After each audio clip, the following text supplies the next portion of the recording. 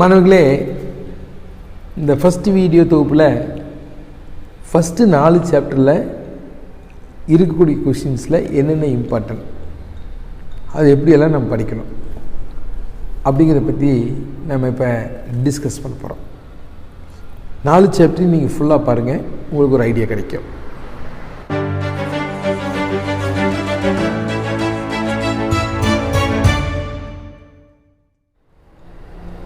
மாணவர்களே, உங்கள் அனைவருக்கும் மேத்ஸ் சிம்பிளிஃபைட் தமிழ் சார்பாக வாழ்த்துக்களையும் வணக்கங்களையும் தெரிவித்துக் கொள்கிறோம்.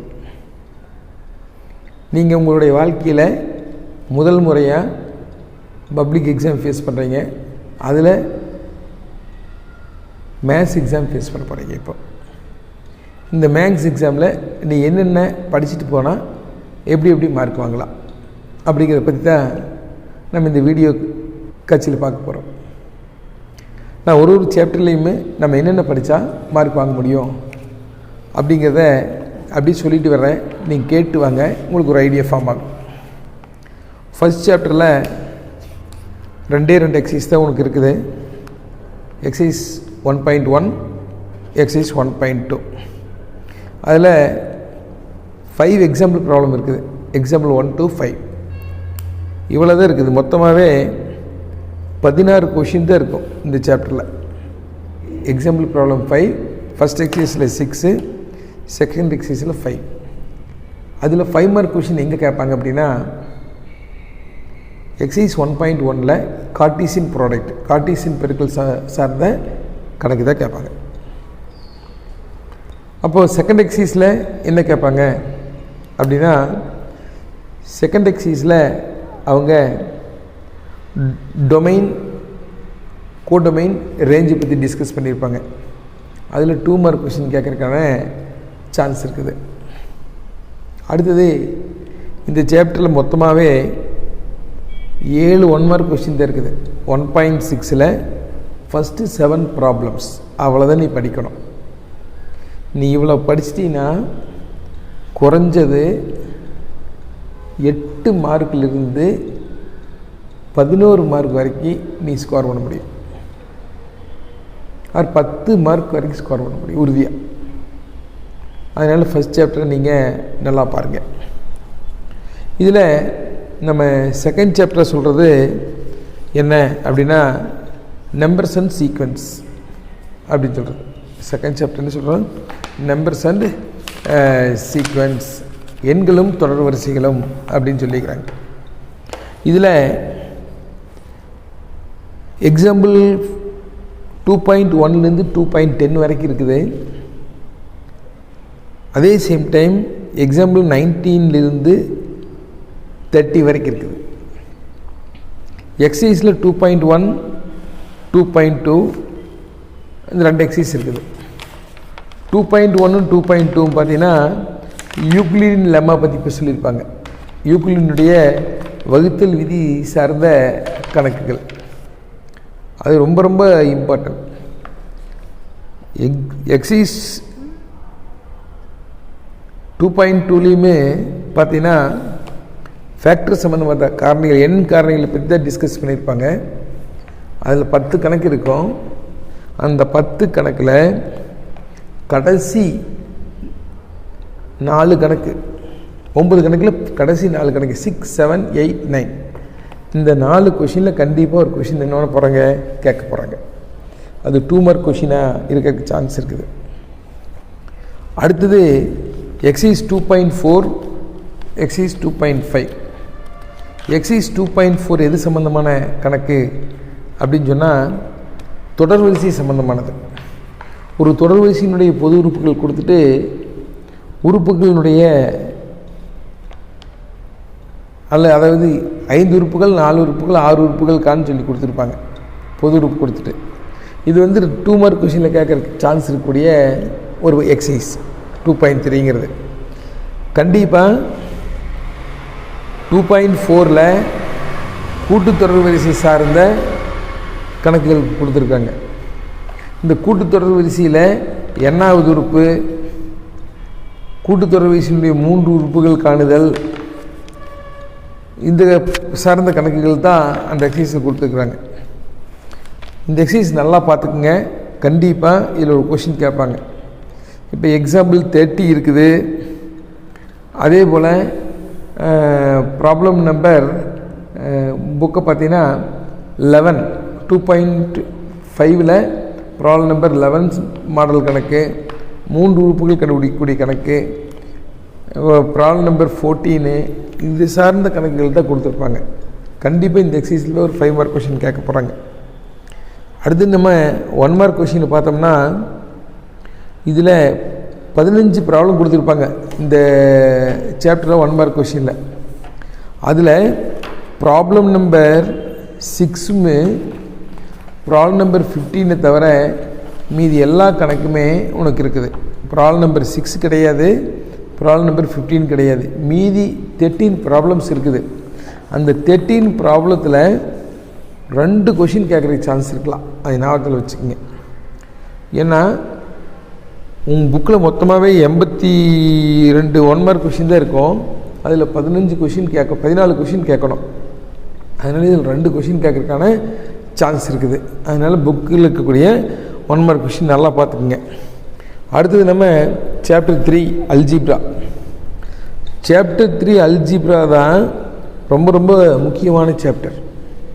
இதில் 5 மார்க் கொஷின் குறைஞ்சது 3 கொஷின் கேட்கலாம். அதை ஞாபகத்தில் வச்சுங்க.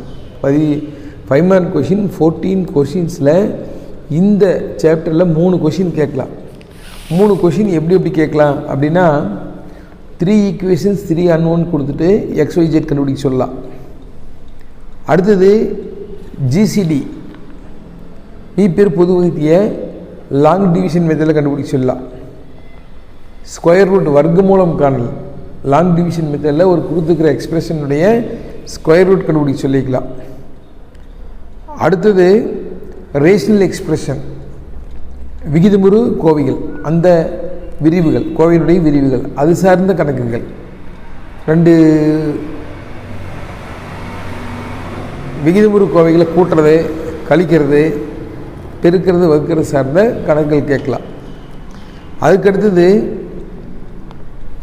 3.12 எக்ஸைஸ் 3.12ல் பார்த்தீங்கன்னா குவாட்ராட்டிக் எக்ஸ்பிரஷன் குவாட்ராட்டிக் ஈக்குவேஷனுடைய அப்ளிகேஷன் ப்ராப்ளம்ஸ் அதை ஞாபகத்தில் வச்சுக்கோங்க. குவாட்ராட்டிக் எக்ஸ்பிரஷனுடைய அப்ளிகேஷன் ப்ராப்ளம் கண்டிப்பாக அதில் 9 கொஷின் தான் இருக்கும். எக்ஸாம்பிளில் ஒரு 4 கொஷின் இருக்கும். இந்த 13 கொஷினில் கண்டிப்பாக ஒரு கொஷின் வரும். இதை நீங்கள் தெளிவாக பார்க்கணும், புரிஞ்சுக்கணும்னு சொன்னீங்கன்னா மேத்ஸ் சிம்பிளிஃபைட் தமிழ்ங்கிற சேனலில் போய் பாருங்கள். அனிமேஷனோடு நான் போட்டிருப்பேன். ரொம்ப ஈஸியாக நம்ம எக்ஸ்பிளைன் பண்ணியிருப்போம். அதை ஸ்கொயர் ரூட்டெல்லாம் நம்முடைய இதுலேயே நம்ம யூடியூப்லேயே போட்டிருக்கிறோம். போய் பாருங்கள். கண்டிப்பாக 2 5 மார்க் எழுத முடியும். அதிகபட்சம் இதில் 3 5 மார்க் கொஷின் கேட்கறதுக்கான சான்ஸ் இருக்குது. அப்புறம் குவாட்ராட்டிக் ஈக்குவேஷன் ஃபார்ம் பண்ணுறது, ரேஷனல் எக்ஸ்பிரஷனை சிம்பிளிஃபை பண்ணுறது, இதுகெல்லாம் இருந்தால் என்ன ஜிசிடி கண்டுபிடிக்கிறது, எல்சி கண்டுபிடிக்கிறது, இதெல்லாம் தான் 2 மார்க் கொஷின். இதை பொறுத்தளவு எது வேணால் கேட்கலாம். 1 மார்க் கொஷின் இந்த சாப்டரில் ஃபஸ்ட்டு 13 கொஷின் 1 to 13 உன்னுடைய பாடப்பகுதியில் கேட்குறதுக்கு சான்ஸ் இருக்குது. இந்த 13 கொஷின் நீ படிச்சிட்டிங்கன்னா கண்டிப்பாக இதில் ஒரு 2 கொஷின் கேட்பாங்க. அதை ஞாபகத்தில் வச்சுக்கோங்க 1 மார்க் பொறுத்தளவு. அதனால் நீங்கள் இது நல்லா படிங்க. அடுத்தது நம்ம சாப்டர் 4 ஜாமெண்ட்ரி. சாப்டர் 4 ஜாமெண்ட்ரி ஒரு நல்ல ஒரு சாப்டர் தான். அது தியரிட்டிக்கல் ஜாமெட்ரி அப்படின்னு சொல்கிறோம். இதில் 3 தேற்றங்கள் இருக்குது. என்னென்ன தேற்றம் அப்படின்னா பேசிக் ப்ரொபோர்ஷனாலிட்டி தியரம், தாலிஸ் தியரம் அப்படிங்கிறது. அதுக்கடுத்தது ஆங்கிள் பைசெக்டர் தியரம், அதுக்கடுத்தது பித்தாகரஸ் தியரம். இதில் 3 தேற்றங்கள் இருக்குது.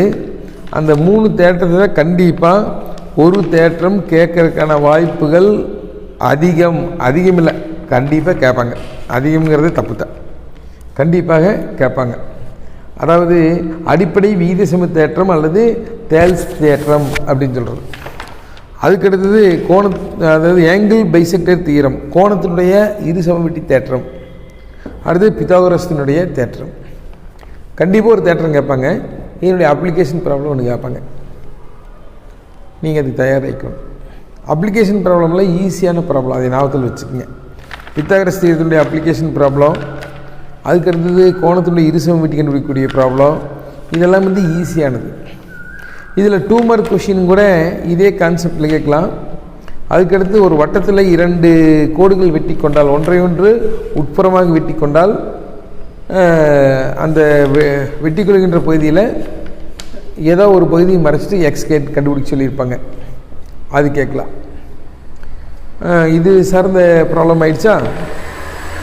அடுத்தது இதில் உனக்கு ப்ராக்டிக்கல் ஜாமெட்ரி ப்ராப்ளம் இதே ஏரியாவில் கவர் ஆகும். இது ப்ராக்டிக்கல் ஜாமெட்ரி ப்ராப்ளம் என்ன கேட்டிருக்கேன்னா, ஒரு வட்டத்துக்கு வெளியே உள்ள புள்ளியிலிருந்து வட்டத்துக்கு தொடுகோடு வரைதல், ஒரு சர்க்கிளுக்கு அவுட் சைட் பாயிண்ட்லேருந்து 2 டேஞ்சன்ட் வரைகிறது கேட்கலாம். அதே போல் ஒரு ட்ரையாங்கிளுடைய அளவில் குத்துக்கோட்டினுடைய நீளம், ஆல்டிடியூட் லென்த் கொடுத்தான்னா அதை வச்சுட்டு எப்படி ட்ரையாங்கிள் வரைகிறது அப்படின்னு பார்க்குறது. அதுக்கடுத்தது கோணத்தினுடைய இருசமம் வெட்டி, ஏங்கிள் பைசெக்டர் எந்த இடத்துல இதாகுதுன்னு சொன்னான்னா ட்ரையாங்கிள் வரைகிறது. கண்டிப்பாக இதில் ஒரு கொஷின் டேஞ்சன்ட் வரைகிறது ஒரு கொஷின் கேட்பாங்க. இதே ஏரியாவில் தான் உனக்கு கிராஃப்னு கூட நம்ம சொல்கிறோம். கிராஃப் வந்து எக்ஸைஸ் 3.16 கொடுத்துருப்பாங்க, 8 ப்ராப்ளம் கொடுத்துருப்பாங்க. அதே போல் அந்த எக்ஸாம்பிளில் ப்ராப்ளம் கொடுத்துக்கிறாங்க கிராஃபில். கிராஃபினுடைய எக்ஸாம்பிள் 3.51லேருந்து 3.55 வரைக்கும் 5 கணக்கு இருக்கும், எக்ஸைஸில் 8 கணக்கு இருக்கும். அதில் எழுதுறார்.